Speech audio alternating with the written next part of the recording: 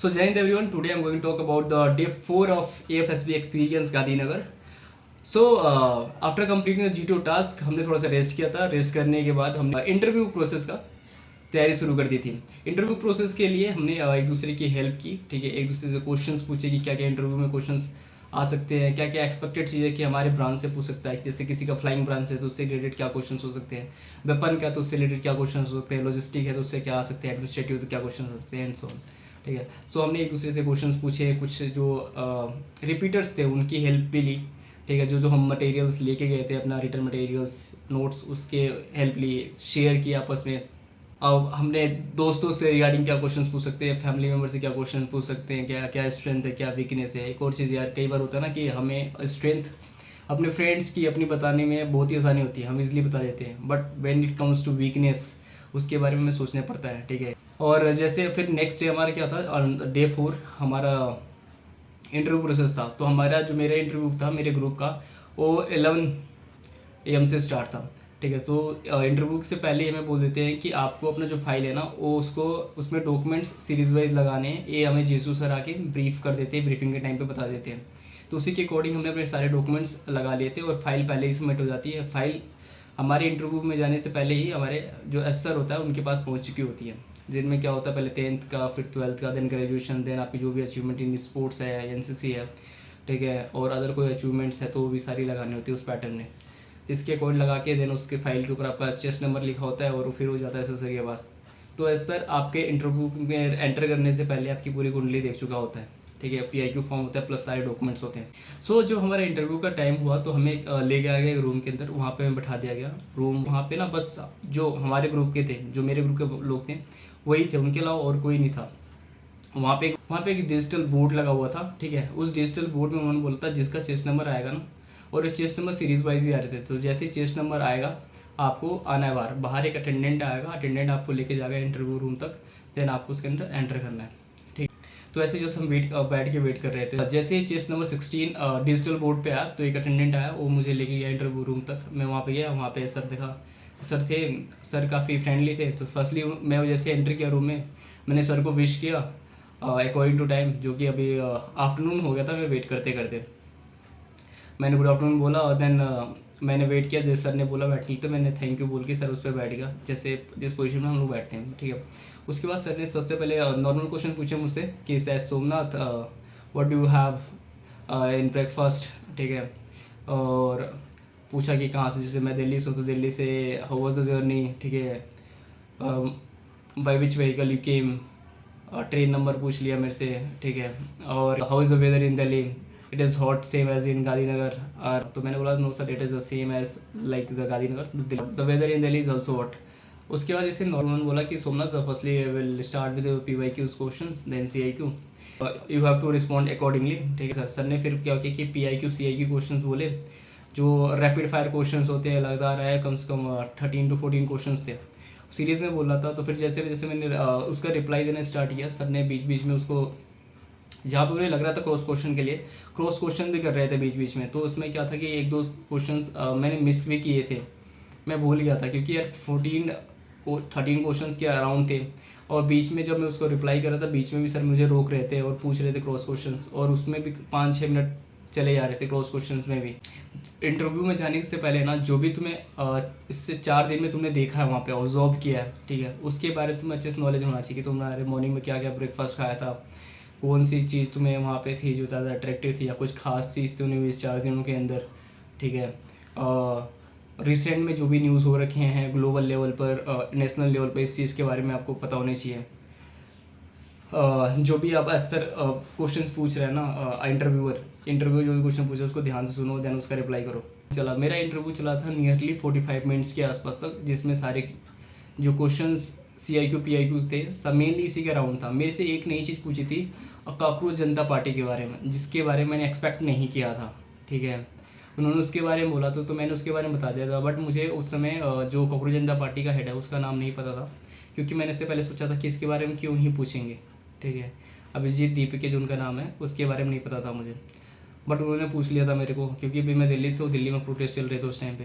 ठीक है, तो यार जो भी अभी रिसेंट न्यूज़ बन रही ना नेशनल और जो भी हॉट टॉपिक हॉट न्यूज़ है आजकल, आपको उसके बारे में देख के जाना यार, ठीक है। तो जो, और सेकेंडली यार, जो भी अपने हॉबीज़ और इंटरेस्ट लिखे हैं ना, उसको अच्छे से उसके बारे में डिटेल लेना कि कोई ग्राउंड है, उसकी ग्राउंड की लेंथ क्या है, एरिया क्या है, ठीक है। बाकी जो भी इंस्ट्रूमेंट उसमें यूज़ होते हैं उसकी मेजरमेंट आपको पता होनी चाहिए, और रिसेंट में कौन सी टीम है जो अच्छा कर रही है, आपकी फेवरेट टीम क्या है, ये सब चीज़ें, ठीक है। और दूसरी बार यार, रैंक स्ट्रक्चर याद कर लेना। मेरे को रैंक स्ट्रक्चर से 2 क्वेश्चन पूछे थे, तो कि याद करके बता दिया था। दूसरा था कि आपको नेवल का, ठीक है, आर्मी का और एयरफोर्स, तीनों के चीफ पता होना चाहिए और वाइस चीफ भी पता होनी चाहिए, ठीक। मतलब ये था कि आपको बेसिक आइडिया होना चाहिए आर्म फोर्सेस के बारे में। अगर एज अ फ्रेशर जा रहे हो तो मोस्टली आपका जो इंटरव्यू होगा वो PIQ CIQ के अराउंड ही होगा, और आपके ब्रांच के बारे में पढ़ के जाना यार। आपके ब्रांच के बारे में यार उतना डीप नहीं जाएंगे वो लोग, ठीक है। एज अ फ्रेशर जा रहे हो तो मेनली उनका क्वेश्चन PIQ CIQ के रिगार्डिंग होता है, क्योंकि मेरा भी तो क्योंकि मुझसे ब्रांच के बारे में उतना पूछा नहीं था, फ्लाइंग ब्रांच के बारे में उतना पूछा नहीं था। मेनली उनका फोकस था PIQ CIQ का। फ्रेंड्स, फैमिली मेम्बर, वहाँ पे गया था तो वहाँ पे जो मेरे को छोड़ के बाकी के जो 6 मेंबर थे उनके नाम, ठीक है, ये सारे उनके बारे में अच्छे से कुंडली पूरी पूछ ली थी, ठीक है। बाकी इसी में मेरा कुछ 45 मिनट्स के अराउंड गया था मेरा इंटरव्यू, ठीक है। सो ऐसे करके इंटरव्यू खत्म हुआ। तो जैसे लास्ट में इंटरव्यूअर ने मुझसे पूछा कि Somnath, would you like to ask me some questions. मेरे मन में था कि सर पूछ लूँ कि sir that I have come first time in Gandhinagar, sir. Would you please give me some name of those places where I can go with my friend and create some memories? ऐसे करके मैं question पूछने वाला था, but at the end भाई हालत ऐसी हो गई थी ना 50 मिनट्स में, कि मैंने नहीं पूछा। बोला भाई बस हो गया, अब ठीक है, अब निकलते हैं यहाँ से। मेरे बोला नो सर। उन्होंने फिर से पूछा are you sure, you don't want to ask me कोई क्वेश्चन। मैंने बोला yes sir, I am sure. तो okay Somnath, it was nice to talk to you, have a good day, ऐसे के बाद बोला। मैंने बोला थैंक यू सर, और फिर गेट खोली मैंने जेंटली से, फिर उसको बंद किया और वापस से वहाँ पे खड़ा था। फिर अटेंडेंट ने आया, बोला कि आप जा सकते हो। फाइल उठाई दी मेरे को अपनी, मैंने फाइल ली और वहाँ से चला गया। फिर 1 बाय 1 कर करके फिर सभी लोग आए, सभी का ऐसे ही था, सब ऐसे ही कर रहे थे भाई, कर दिया उसने, ठीक है। और यार सच में थोड़ा सा ना, वैसे तो स्माइल ही थी फेस पे, लेकिन अंदर भी पता चल रहा था कि कहीं ना कहीं हम फंस रहे हैं। मतलब ऐसा था कि जैसे हंस के वो बोलेगा, आपको बड़े आराम से बोलेगा, प्यार प्यार से क्वेश्चन पूछेगा, आप भी बताओगे, लेकिन कहीं भी आप अंदर मन मन में लगेगा कि हाँ भाई मैं बज रही है मेरी अच्छे से। तो ऐसे था। फिर ऐसे करके इंटरव्यू खत्म हुआ। तो फिर याद था क्या था कि जो क्वेश्चन में सारे इकट्ठे हुए रूम में, जैसे इंटरव्यू खत्म हुआ सबका, सारे जाकर रूम में इकट्ठे हुए, सब अपना अपना बता रहे थे, आप भी थी जो हुई थी उनके साथ। तो बोला चलो यार, तो जो था इंटरव्यू प्रोसेस कंप्लीट हो गया। कॉन्फ्रेंस का है, कॉन्फ्रेंस में टाइम नहीं लगता, ठीक है, मुश्किल से 1 से 2 मिनट लेते हैं, इतनी देर का ही कॉन्फ्रेंस होता है, ठीक है। तो क्वेश्चन में मैं फंसा था इंटरव्यू में, वो क्वेश्चन जाके मैंने लिख लिया था, और फिर उसके आंसर भी जाके दोस्तों से कंफर्म कर लिए थे, ताकि अगर कॉन्फ्रेंस में क्वेश्चन पूछे तो मैं उसका रिप्लाई कर पाऊँ। उसके बाद यार हमने एक प्लान किया कि अब बाहर चलते हैं। तो वहाँ पे क्या है कि पास लेके आप बाहर जा सकते हो। तो पास लेके हम लोग वहाँ पे अक्षरधाम टेम्पल है, अक्षरधाम टेम्पल घूमने गए थे। वो भी काफ़ी खूबसूरत जगह है, ठीक है। अगर आप चाहो जाना तो, अगर आपका सेंटर वहाँ पड़ता है या FSB गांधीनगर, तो यार वहाँ पे घूमने जा सकते हो, ठीक है। दूसरा यार, उसके वहाँ पे घूमने के बाद तकरीबन हम 1-2 घंटे थे, 2 घंटे के आसपास घूमने के बाद वहाँ से फिर हम चले गए, वहाँ पे मॉल चले गए। वहाँ पे एक मॉल है पास में ही, तो मॉल में हम लोग घूमे। मॉल में तकरीबन सामान तो हमने थोड़ा बहुत ही लिया था खाने का, बाकी काफ़ी 1-1.5 घंटे तक मॉल के अंदर ही बैठे थे, क्योंकि गर्मी बहुत ज़्यादा थी और अंदर AC चल रहा था, ठीक है। तो वहाँ से मॉल में बैठने के बाद फिर हम शाम तक टाइम से पहले हमने रिपोर्ट कर दिया सेंटर पे। वहाँ पे फिर से हमारी ID वेरिफिकेशन किया सर ने, और वापस से हमारा जो गले में आई कार्ड टाइप का चेस्ट नंबर था उसको दे दिया, उसे लेकर। और ये भी है कि जब आप सेंटर से बाहर जाते हो ना, तो आपको फॉर्मल्स में ही जाना है, ठीक है, आप किसी और ड्रेस में नहीं जा सकते। तो हम लोग फॉर्मल में गए थे, तो वापस आए। फिर जैसे हम लोग वहाँ से अपनी ID वाईडी लेके गेट के पास से अंदर आए, वहाँ से आने के बाद फिर हमने कॉन्फ्रेंस वाली सारी चीज़ें, जो क्वेश्चन सबका था उसको कंफर्म कर लिया। और उसके बाद से उस दिन यार, उस रात को सब ने, क्योंकि सबका हो गया था, सबका बस कॉन्फ्रेंस बाकी, तो सब ने जम के खेला। कोई वॉलीबॉल खेल रहा है, कोई फुटबॉल खेल रहा है, कोई बास्केटबॉल खेल रहा है, कोई क्या वो बैडमिंटन खेल रहा है, कोई फुटबॉल खेल रहा है, कोई चेस खेल रहा है, ठीक है। पूरी रात तक खेला हमने। उसके बाद से नेक्स्ट डे हमारे कॉन्फ्रेंस था। कॉन्फ्रेंस में भी यही था कि ग्रुप के अकॉर्डिंग ही बुला रहे थे हम लोग। जो स्क्रीनिंग हुए थे 55 बच्चे थे, तो 55 बच्चों को उन्होंने ले आके एक टेस्टिंग रूम के अंदर बिठा दिया था, टेस्टिंग रूम में बिठा दिया था। और वहाँ से ग्रुप वाइज, जैसे कि वहाँ पे बहुत सारे ग्रुप बने थे, जैसे कि किरण है, मिराज है, सतलुज है, तेजस है, रफेल है, ऐसे करके। तो उसमें ग्रुप वाइज भी वहाँ पे भी बुला रहे थे ऐसे। तो उससे पहले उन्होंने हमें टेस्टिंग हॉल में बिठा दिया था ग्रुप के अकॉर्डिंग। और वहाँ पे फिर वो क्या कर रहे थे, ग्रुप वाइज वहाँ पे कॉन्फ्रेंस के लिए बुला रहे थे, ठीक है। तो ग्रुप वाइज जब कॉन्फ्रेंस के लिए बुला रहे थे तो उसमें क्या था कि वहाँ पे जाने के बाद जैसे हम इंटरव्यू के लिए एक रूम में रुके थे, तो कॉन्फ्रेंस के लिए भी एक रूम में हम लोग को वेट करना था। कॉन्फ्रेंस के लिए रूम में वेट करना था और वहाँ पे डिजिटल बोर्ड था, डिजिटल बोर्ड पे एक नंबर आएगा हमारा शेष नंबर, देन उसके बाद हमें अंदर जाना था।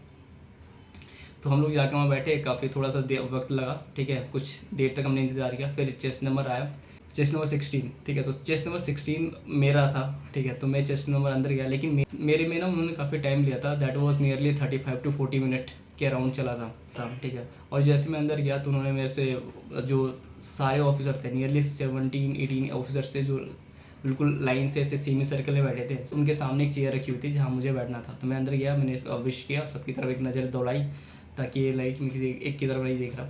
उसके बाद से जो सेंटर में थे सर, उन्होंने बोला कि मेरे को विश किया, hello Somnath, how are you, how was the food, how was the stay, ठीक है, would you like to recommend something, ठीक है। और वहाँ पे यार एक चीज़ थी, एक क्वेश्चन था जो मुझे सबने सेम पूछा था। मेरे से वो जीटीओ ऑफिसर ने पूछा था, मेरे से इंटरव्यू ऑफिसर ने पूछा था, और कॉन्फ्रेंस में पूछा था कि Somnath, who motivate you to join the arm forces.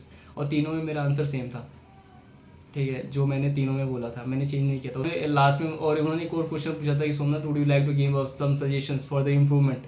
सो यार मेरे को ना उसमें एक चीज़ लगी थी कि जो कूलर लगा रखा था उन्होंने, कूलर था, जो खिड़की थी उसके बीच में थोड़ा सा गैप था, उस गैप से ना रात में कई बार ग्रास होपर, कभी बार कॉकरोच, छोटे मोटे कीड़े मकोड़े निकल के आ जा रहे थे, ठीक है।